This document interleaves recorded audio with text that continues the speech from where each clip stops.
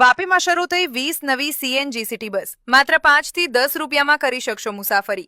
ઔદ્યોગિક નગરી વાપીમાં પરિવહન સુવિધાને વધુ સુદૃઢ બનાવવા માટે વાપી મહાનગરપાલિકા દ્વારા એક મહત્વપૂર્ણ કદમ ઉઠાવવામાં આવ્યું છે।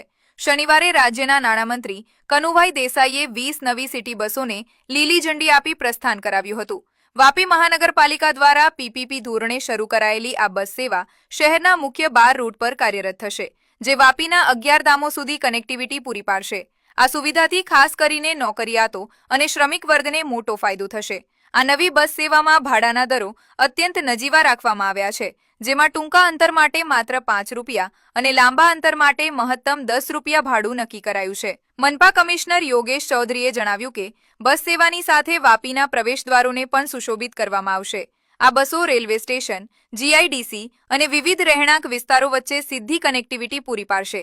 કાર્યક્રમ દરમિયાન શહેર પ્રમુખ મનીષ દેસાઈ અને વીઆઈએ પ્રમુખ સતીશ પટેલ સહિતના અગ્રણીઓ ઉપસ્થિત રહ્યા હતા। વધુ સમાચારો અને માહિતી માટે આપણું વાપી સાથે જોડાયેલા રહો।